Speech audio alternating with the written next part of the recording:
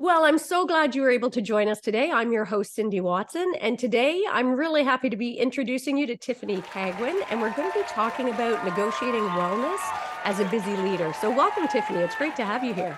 Thank you so much. It's so great to be here. And for those of you who don't know Tiffany, she's an experienced executive leader and a transformational coach. She's got a passion for helping others thrive by getting them to, getting them and guiding them, I guess, to shift their mindset, take action towards their goals, and embrace self-care, which we do not do enough of. And she's a certified functional diagnostic nutrition practitioner. I could certainly use that. I don't know about you. She's a board certified holistic health practitioner and a yoga teacher. So let's dive in, Tiffany. You were a corporate head of people, which I kind of chuckled at that, having been a labor lawyer for 30 years. And that was in a previous life, I guess we'd say. So what caused the shift to your current work? Yes, well, previous life for both of us, right? I used to work with a lot of labor attorneys, and that was a big part of my world. I mean, the shift from corporate till now had to do with another healing journey of mine, but I'll sort of back up because I think there's a little more context, which is that I was diagnosed with an autoimmune disease when I was 17.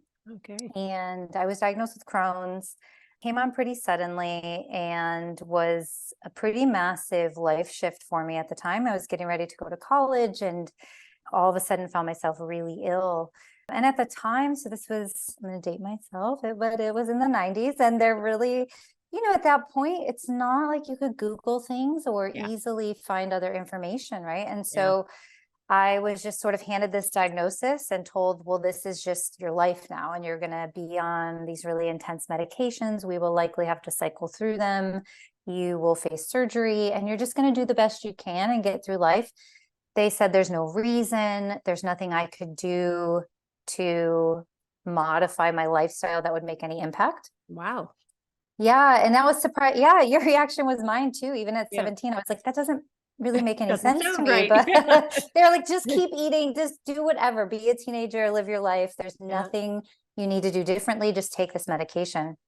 So that was really the beginning of my journey. Of course, through college, I was a college kid. I listened to doctors. I took the meds. I got through school. I managed. Sometime in my 20s, though, that little voice started again, like, but really, is there really nothing else I could do? I mean, it didn't seem logical to me that a digestive disease, that mostly that's what was, I did have some joint swelling and other things, but mostly it was my digestive system. It didn't make sense that food didn't impact that. Yeah. So I started to explore and experiment and found I would go to a bookstore and just happen across a book like Macrobiotics was the first book that I found that said like, the diet could impact these things. And I would experiment. And what would happen is that it would make enough of an impact that it was a clue to me to keep going. Yeah. I didn't find at that point like the solution. The magic bullet. Yeah, there wasn't that magic bullet, this has fixed everything. But it was enough of a change every time that I thought, okay, there's something to this. And I'm going to devote a lot of my time and energy to this pursuit and figuring this out. Yeah. So that was sort of the thread in my life, is that wellness and health became really important to me. I career-wise was just following a traditional career path and moved through a lot of different things, as many of us do. But eventually what happened was yoga came in, and yoga was huge for me in the sense that it brought in the mind-body piece. Yeah. And helped me understand the connection between my stress, my anxiety, my reaction to things, and how my body was physically feeling. Yeah. So at that point, I ended up eventually opening a yoga studio. I left corporate work and I opened a yoga studio in Syracuse, New York. That grew over 8 years, and I had multiple locations and a big staff, and it became a big operation. Yeah, thanks. And it was an incredible journey. But what was happening also in that time was that I went back into like power mode in life. And was taking care of everybody else and not myself. So ultimately, I sold the yoga studios in 2019, went back into corporate life, which is what you're referring to. So I was working for remote tech companies, helping to establish culture, head of people. but I had had another massive flare at that point in 2019. Yeah. And that was the point, though, that I was like, okay, Yeah. the train has come off the tracks one too many times, and I don't want to live this way anymore. And I know there's solutions. Yeah. So I started to, for my own healing, study functional medicine. And this is running parallel with my corporate career then back in that life. Yeah. And because of course, why not? Because I was like, yes, let's, have this. You weren't big busy corporate... enough. No, I wasn't. It's never enough. So I was like, sure, let's finish the MBA. Let's do a functional medicine degree. Let's be a head of people, all the things. Yeah. But that's just, it is part of it's how I operate. But I've learned how to balance all that. So I healed everything, clinically healed. I had 5 autoimmune diseases at that point. Yeah. Wow. Because that's what happens. They sort of, the body's just in chaos, and they start giving you more labels for things, which is just big picture for like your body's in turmoil. Clinically healed and reversed all of them. And it was at that point that I realized I need to help other people. Yeah. I love this. I love this. There's so much to unpack in there. I mean, one thing that jumped out when you first started saying about, I'm dating myself the 1990s and you couldn't just Google. It's funny how we take that for granted. I mean, it is quite recent in history that we did not have access to the massive information that's out there now. Although it's also a double-edged sword. Now there's also a massive, so much false information that's available as well. But also that self-advocacy piece that it's one of the things that with my clients in particular, we do a lot of work on. And as women in particular, I think we tend to be less likely to self-advocate and to trust our intuition. But also I love that you didn't use these words, but following your passion and your purpose and recognizing this is what I'm passionate about. So how important do you think that is, Tiffany, for our listeners out there to really tap into their purpose and passion in life rather than, as you say, following that traditional expected path as we so often do? Yes. I mean, this is huge for me. I think it is so important. The couple things that, you brought up is one, that self-advocacy. And what I came to realize is that we just give our authority away, ultimately. Like, we need to take back the power.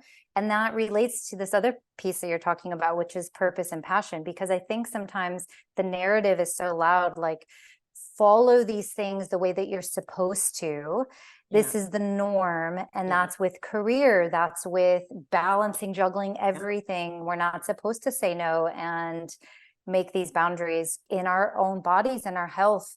We just believe that as well, that, well, something's off, but they're saying it's not. So I guess it's not, we just, we believe. So these are these stories. And it's, I think in terms of following your passion and purpose as it relates to a career, I'll be honest that I see both sides of the coin.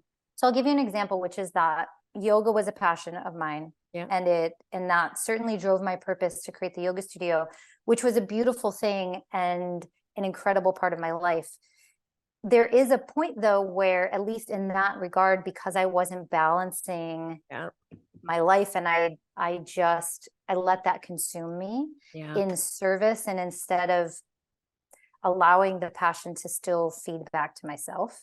That is a great observation. I want to just put a pin in that for a moment for our listeners there, because that was like, because it's true. We can still follow our purpose and our passion, but if we bring it, what's that saying? Wherever you go, there you are. If we bring that same old conditioning to that new passion, and I was guilty of that when I started Women on Purpose. I mean, as you say that, it's like, oh my gosh, it's such an epiphany. I brought that same old energy, that frenetic energy in running my own law firm to Women on Purpose, which really, frankly, defeated the point. And it was one of my epiphanies in creating, I call it the art of feminine negotiation, about negotiating our best lives and reframing how we look at success. We have been so conditioned to define success based on a very competitive model in the entertainment we see, in the business world, in the professional world. So I'd love if you could share with us, how do you define success? What are your thoughts on that? Yeah, I mean, this is again, same as you. I had this epiphany, right? And it's like I looked at the just sort of glorification of busyness and work Yes. harder and faster and no days off. And if you're not in constant motion and constant growth, then something's wrong. And just we sacrifice so much when we do that. So at this point, success to me means self-care is a priority. If self-care is not a priority in my life, something's off balance. That's not success to me. Yeah. Success ought to be where you're fulfilling a purpose, you feel motivated to do it. You're not at that point where it feels like I have to, I must. Yeah. There's days, right? Where there's Yeah. days and you just have to do the things. But if that's the feeling on repeat, something's off there. So it's like, do I feel aligned with what I'm doing, and does it align with my values? If you really take inventory of what your values are, and if you're creating your ideal world in terms of what I'm giving, but also what I'm receiving, how I feel every day, does it allow me this life I'm creating? What for? Is it allowing me the space and the freedom that I want? And so if you can say yes to all those things, you're making an impact, you're having some degree of growth, but I see it more as like a little more natural, consistent steps in the right direction versus like power boating, have to get there, do it all right now. So true. And then like there's no end, and you're always setting a next goal point and a next goal point. And you're like, you don't enjoy it. Yeah. So When you just said what for, wow, did that resonate with me? That is such a powerful question, right? Tapping into like, we're always in this create and strive, that striver, driver, achiever. But if we're not sitting back to say, what for? Like, what is the end goal here? I'd love, what do you see as the biggest problem for leaders today, whether in the legal profession, the corporate world, or beyond? yeah, I think it's this, a lot of what we're talking about, which is that it's become normal to work to exhaustion. Busyness is glorified, productivity at all costs, which is not usually that productive, really. When you get to that point, when you don't have enough quiet space, creative space, thinking space, it's not that productive. So what I see is that the demands are massive, and what's happening is an energy drain. So what I started to witness, particularly back in corporate America, in myself and people around me, and what I am passionate about helping my clients reconnect with the balance of, is that there is a constant energy expenditure, and there's not an appropriate amount of inputs to restore that energy. And so there's this being pulled in every direction, being depleted because of the demands, and then there's not appropriate nourishment. And this is where I come in, which is that my message is never to anybody, because I do work with busy professionals, and I want people, what I want for people is to have the radiance, the vibrancy, the energy to get exactly what they want in life. I love that. And not have to say like, oh, well, I can't be like a big goal setter or this big achiever if I want to have health. That's not true.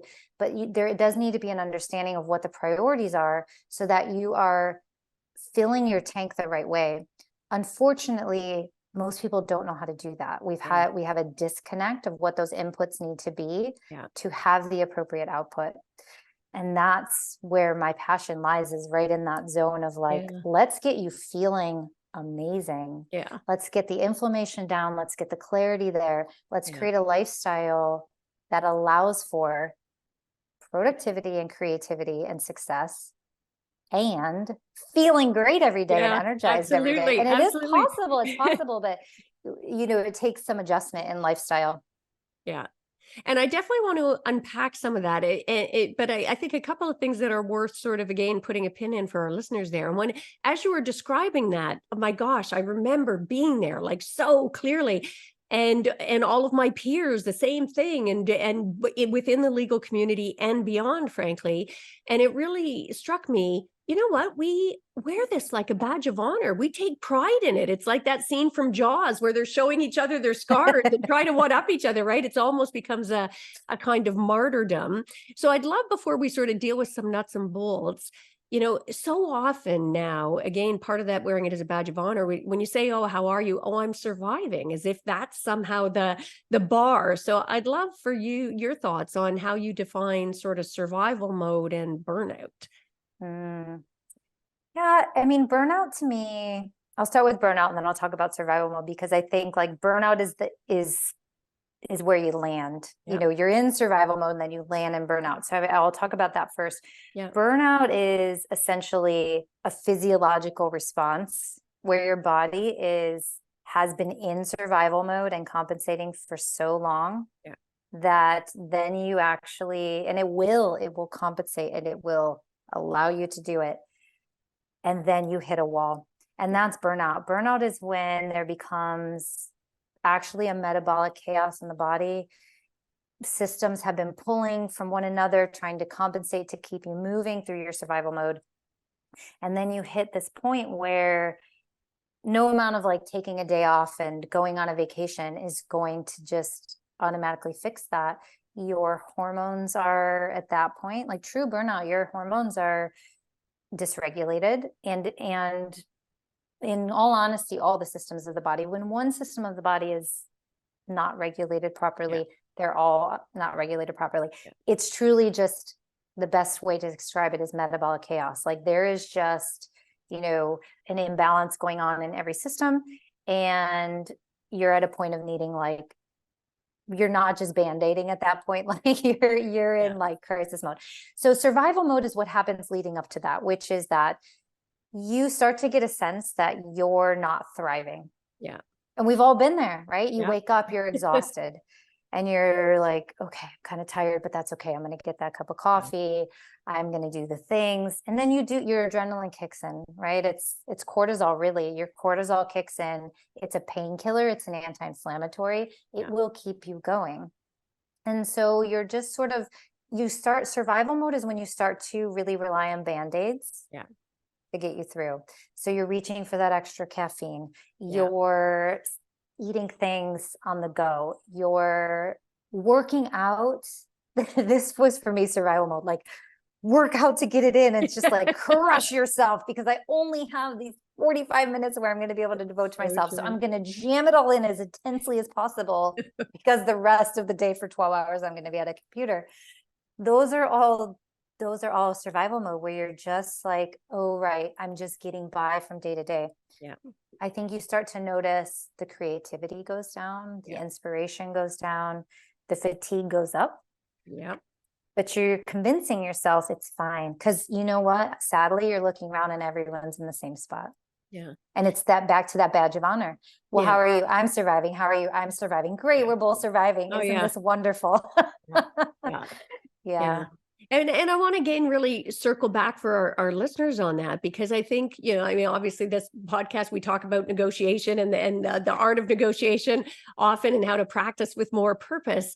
And we think we are negotiating our best lives by staying on that hamster wheel, and we're operating on pure adrenaline overload half the time, when we're actually suffering from sort of chronic fatigue, which does not allow us to negotiate our best lives, and actually doesn't allow us to negotiate best outcomes in our businesses. So what are some of those day-to-day habits that we're all guilty of that contribute to that chronic fatigue and brain fog? Yes. So the biggest contributors, I'm going to bookend it. It happens in the morning and it happens at night. And these are the two that are setting us up for chronic fatigue the most. So in the morning, the habits are to roll out of bed and look at your phone, or before you've even gotten out of bed. The phone goes in the hand and it's in the face. And you are immediately, the two things that you're doing is you're engaging in artificial blue light, which is immediately spiking your cortisol. And you're engaging in the chaos of the day, or whatever the phone is bringing the entire world in to you, right? This little device, there's no boundaries, and it's bringing everything. And then your mind starts to immediately dive into that problem solving mode, planning mode, and you've not created enough space for yourself. So that is one. Those are the habits that morning. And then in addition to that, I'm just going to speak most generally what when clients come to me, what their daily habits have been: looking at the phone, then you get up, lights are on full blast. Maybe you're crushing yourself through a workout. You've had a black cup of coffee. You, at best, if you've eaten, you've taken something like grab and go, and then you're out the door to the gym or to work. And basically you've rolled out of bed and just jacked up your cortisol, and then there you go for the day. That leads to afternoon bad habits, but it starts in the morning, so then you're reaching for caffeine or, like that kind of stuff. But the morning is what sets it up. Similar in the evening is that there's not any space in those devices. And so again, we have a blue light problem at night, which I can't stress this enough. The blue light from our devices. So there's blue light in the middle of the day, and that's an appropriate time for your body to know, oh, it's the middle of the day. I need to be active. Cortisol needs to be pumping. I have work to do. When that continues at night, your body's getting the same signal. It doesn't know that it's not the middle of the day because you're giving it that information from devices. So we're on devices until sometimes, right? Roll into bed, put the device down. So we're on the devices, which again is the blue light and the information. So that's the biggest piece, is these opportunities for making space to set the tone of the day properly, nourish yourself mentally, emotionally, physically, spiritually, nourish yourself in the evening in the same ways. Those changes, changing your evening and your morning routines, would be a massitive impact for people. And so simple. Then how it is so simple. Like so simple. Other than the conditioning, because we are, so even look at our kids, I worry the next generation even worse. Like those phones are permanently attached to them. Like for a long time ago, I stopped. So that phone is not in my bedroom. It is not in my room at night. It's not in the room in the morning. And it's not until I've already gotten up and taken care of stuff that I even see it. Now, you had mentioned Band-Aids, and I was interested in that because I know, a lot of practitioners even, frankly, seem to really use those Band-Aids to cover the symptoms, if you will, rather than address the root causes. So what approach do you recommend? Or is that what you were just talking about, that sort of bookend approach? Yeah, I mean, when I work with clients, I work really individually because I am looking at root cause for each individual, which is very different overall. I will say, it's each person's root cause is different than the others. They could be showing up as the same symptoms, but the root cause could be different. But in terms of Band-Aids, unfortunately, what happens is, you're right, whether it's Western medicine or, quite honestly, even in my world, in holistic alternative care, supplements have become the new, like, what prescription meds were. Like, oh, you're feeling fatigued, like, here's some herbal stuff that's going to, like, boost your brain and get you through the day, versus, like, if you go to a doctor, they're going to say, they're going to give you a prescription, a pill. But that's happening as well. And so back to your comment about the amount of information, this is unfortunately, like, this is part of the problem, is that you can Google, like, what's a natural remedy for fatigue, and you're going to get 50 million companies trying to sell you their supplements and tell you, like, this will fix it. But the supplement, the lack of, I'm just going to say, like, let's say, I don't know, ginkgo biloba, that's something that, people know, that you're not fatigued because you have less of that in your body. The fatigue is coming from metabolic level, from the function of the mitochondria.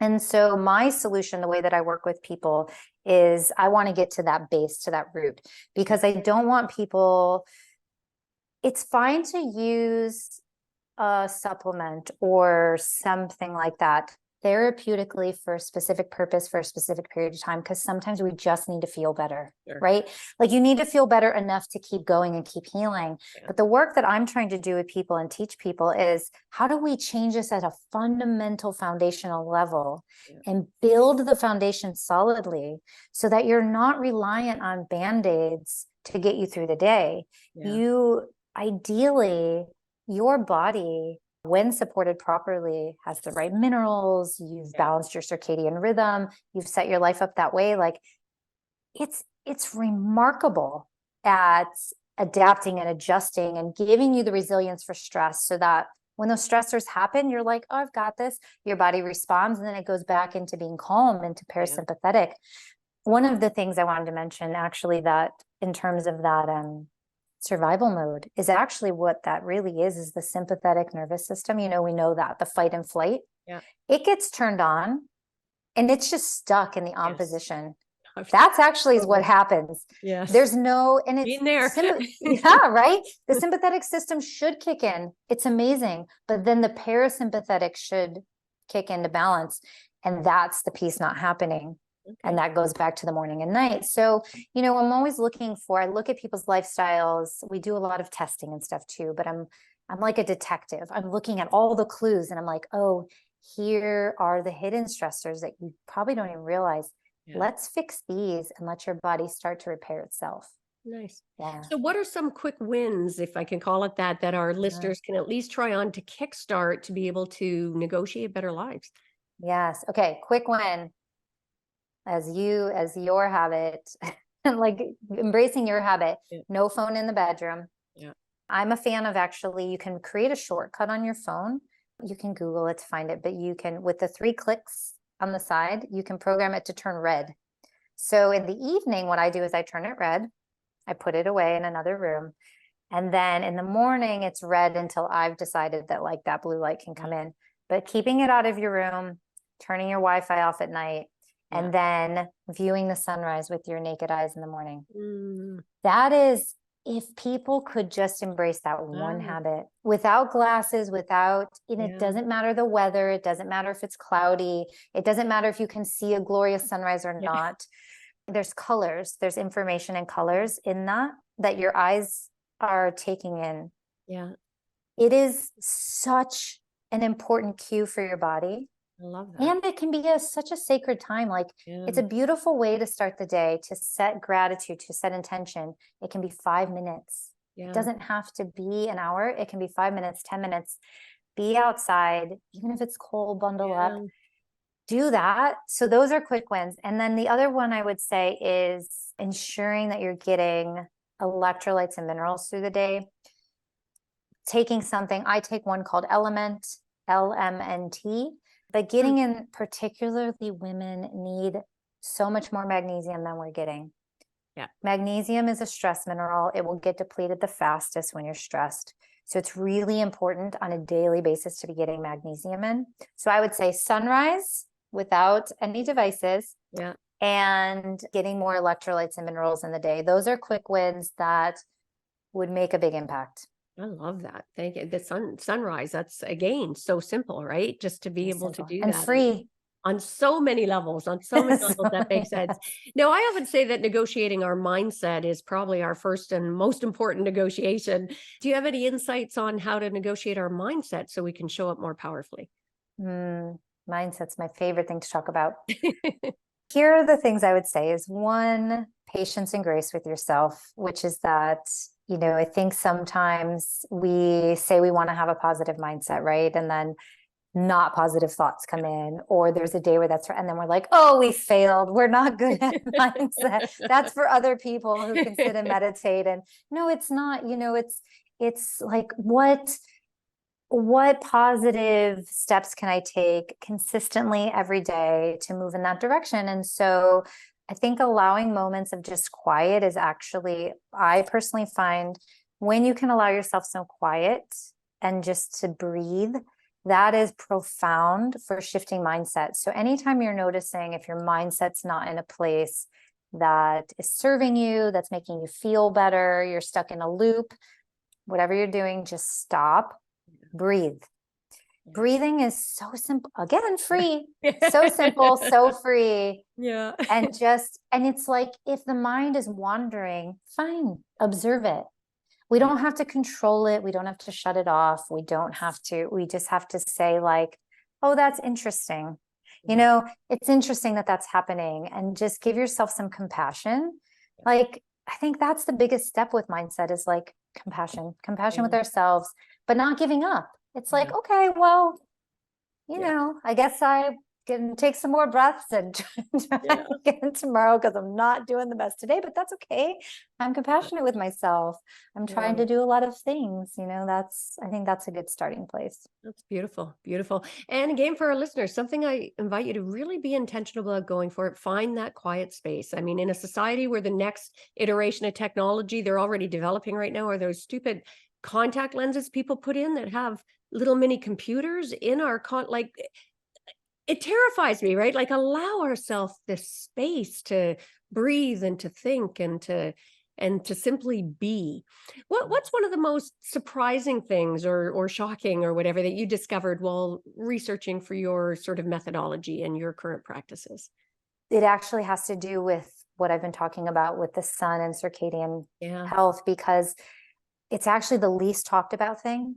And I've come to understand is the most profound, which is that we are mammals, we're biological creatures, and we live in a way where we've lost reverence for nature and our connection to nature.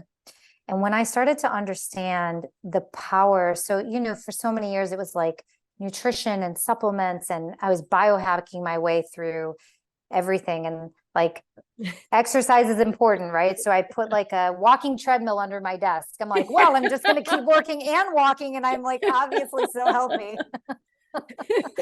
And it was like, oh, but actually I just need to go outside and go for a walk. And so that was the biggest surprising piece to me, is when I started to study that more, mitochondrial health, circadian health, the connection of the sun. Back to what I was saying, those inputs, our energy is getting drained one way, but we actually don't know the right way to charge the battery, which is you cannot do it without nature. You need the proper kind of water, which many of us aren't drinking. You need connection to elements. You need grounding. You need the Earth's magnetic fields, and you need sunshine and fresh air. And it's more than just like, oh, that feels nice. It's like your body literally can't function without those inputs. And that was mind-blowing to me, because all anybody had told me was about initially nutrition and supplements and water filters and air filters and red lights, and I had all the devices, and I was missing this piece, this like beautiful sunshine piece, and being outside and touching a tree and putting my bare feet in the grass. Like, that's fundamental. And it's like we just skip over the fundamentals. Oh, and I'm so glad that you are really sort of hitting on that, the importance of nature, because I feel like we're forgetting that. And it's the most obvious thing and it really striking a chord with me. We just came back from a trip to the Amazon, and Tiffany, I cannot believe the devastation that we are causing there and not stopping, right? It has, I forget what percentage of the world's oxygen, frankly, comes from the Amazon. There are, access to things we have nowhere else in the world. And we're still doing the slash and burn policies and devastating the environment. I mean, it was still a beautiful trip. I'm so glad we went, but wake up. Wake up, people. We can't survive without nature. We have lost our reverence for it. Reverence. I love that word. And that's why I really resonate. And for our listeners there, if you're thinking this is woo-woo, just for 1 week, I challenge you to do those simple wins that Tiffany talked about. Go out and embrace a sunrise, and depending on where you live. For us, we've got snow on the ground here already, but you know what? Just bundle up and go out and just embrace those moments. It's beautiful. And today, I could talk to you forever. This has been lovely. I love your philosophy. And I normally end by asking, what's one of the greatest mindset shifts that you've had in your life? Doesn't have to even be on this topic, just one of those aha moments that changes how you think or show up. The biggest mindset shift for me had to do with a book that I read called The Four Agreements. And the one that made the biggest impact and mindset shift for me was not to take anything personally. And, it was so profound to me that, one, it's like the world doesn't revolve around you. And it gets your ego out of the way. You're like, I'm not that important. And everything somebody says and does is not about me. It was profound because it allows you not to react to things so emotionally, and it's really powerful. So that That is what came to mind initially for me when you Oh, asked that that's question. such great advice. And I love that you mentioned ego as well. And one of the things I call it one of the 7 deadly sins of negotiation is we bring ego. And certainly in my legal career, as you know, I mean, just ego. Oh my gosh, so much ego. We did take everything personally. We always made it about us, right? And in the Yeah. corporate world as well. So where can people learn more about you, Tiffany? My website's the best place. It's my first and last name, tiffanycagwin.com. That's Cagwin. So tiffanycagwin.com. It tells you all about me, my story, how I work with, people in my program. People can book a consultation call with me, which is complimentary. I'm leading a yoga retreat to Costa Rica in April. So under Wonderful. under my services tab, you could find information about that as well. But, all the socials around there, the website's really just the best landing pad, and I encourage people to reach out to me. Just book a call. It connects right to my calendar. It's very easy. And Yeah. I'm always happy to talk to people and just see what's going on. Can I help? And if I can't, or if I don't think that I'm the right person, I am always happy to steer people in the right direction as well, because I just want people to thrive and heal and, Love it. reconnect with So themselves. beautiful. Yeah. So beautiful. And for our listeners out there, we'll make sure to put that website in the show notes as well. And Tiffany, flip me your the link to the direct for people who want to book a complimentary consultation with you as well. And we'll make sure to put that in the show notes too, so they can get that direct access to you while they're thinking about it. So Great. loads and loads of value. Thank you so much for sharing your insights with us. It's been a lovely discussion and regrounded me as well. So thank you for that. Good. Thank you so much. This has been so great, and I really appreciate you having me on. Yeah, and for our listeners out there, I have no doubt that you got a lot of value from this episode. I know I did. Make sure to subscribe if you haven't done that already. And also give the gift of sharing. Make sure you share this episode with other people in your life. Let's face it, most of us all are suffering from that sort of living in that survival mode and not taking the time for that self-care. And Tiffany's really shared some very simple initial shifts for you to be able to make a profound change in your life. So share that gift with others that you can think of. And before we sign off today, I just wanted to share some ways that we can work together if you're looking to up-level your negotiation skills. I've got everything from online to group to my signature mastermind and VIP experiences to help you better leverage your innate power to get more of what you want and deserve in life so that you can negotiate your best life. And check out our website at artoffemininegotiation.com if that sounds interesting to you. And make sure to grab a copy of my book, The Art of Feminine Negotiation, or my book, Practicing with Purpose. And that is a wrap for this episode. Until next time, go forth and negotiate your best life on your terms so you can stop missing out and start getting more of what you want and deserve from the boardroom to the bedroom. Until next time, take care.